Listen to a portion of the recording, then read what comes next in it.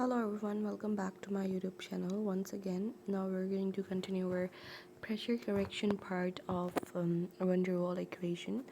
So let's see.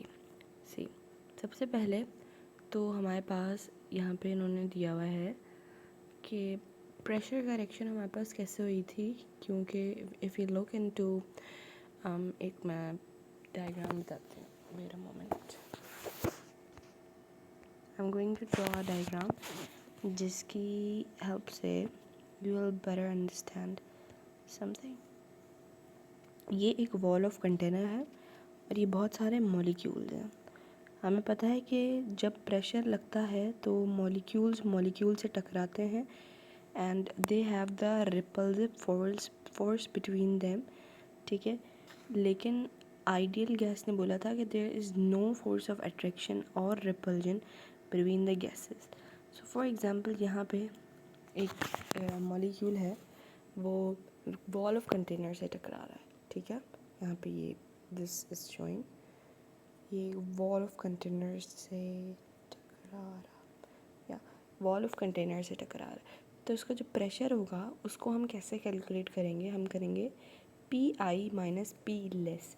For example हमारे पास P I जो है, मतलब आइडियल गैस का जो प्रेशर है वो 10 है और हमारे पास रियल गैस का जो है वो हमारे पास 8 है.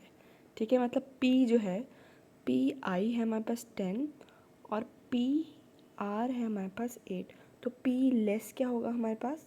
P लेस होगा हमारे पास 2. हम माइनस कर देते हैं. R मतलब रियल गैस, और यहाँ पे भी पी आर भी लगा सकते हो. तो आप क्या करोगे, जब आपको पी आई मालूम करना होगा तो आप पी आई को यहाँ लेके आओगे, पी यहाँ पर आप क्या करोगे, ऐड कर दोगे. सो हमारे पास यहाँ पे pressure of the ideal gas हमारे पास निकल के आ जाएगा. ना पी लेस जो है वो हमारे पास डिपेंड करता है concentration of the molecule. Concentration पर डिपेंड करता है. पी लेस मतलब कि हमने जो माइनस करके निकाला था वो डिपेंड करता है कंसनट्रेशन, कितनी ज़्यादा कितने कम मॉलिक्यूल्स हैं.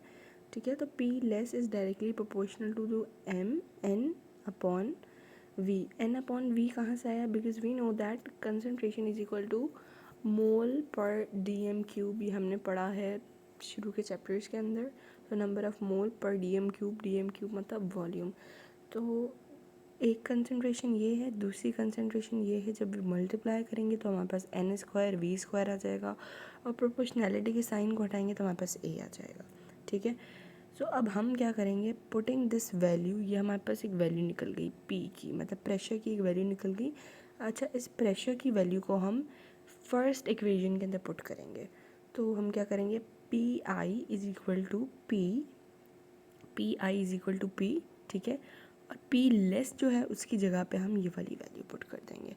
तो ये जो है this is the correct pressure. And ये जो हमारे पास है, ये हमारे पास पी की वैल्यू निकल गई फॉर द आइडियल गैसेस जो कि हमारे पास van der Waal ने दी थी. तो हमने क्या करेंगे, P V is equal to N R T के अंदर हम क्या करेंगे, हमने वॉल्यूम की वैल्यू देख ली हमने लास्ट वीडियो के अंदर कि हमने कैसे निकाली थी.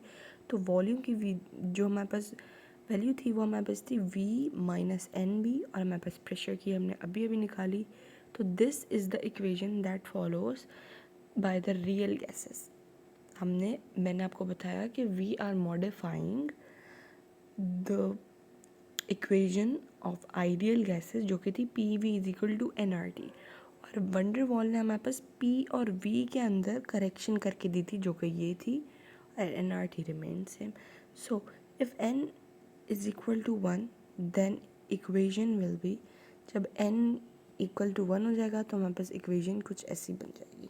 नाउ अब हमें क्या करना पड़ेगा कि जो a और b जो है ना, ये van der Waals कांस्टेंट है, आप याद रखिएगा.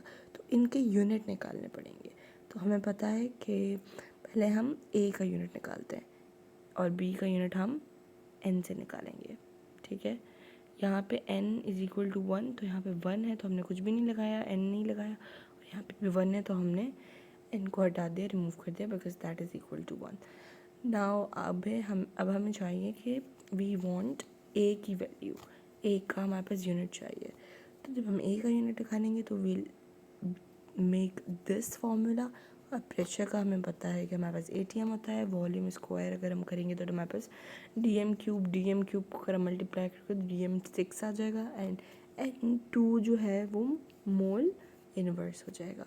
तो A का जो हमारे पास यूनिट आएगा वो ये आ जाएगा, और B का हमारे पास DM³ मोल आ जाएगा। वो हम कैसे निकालेंगे, V इज इक्वल टू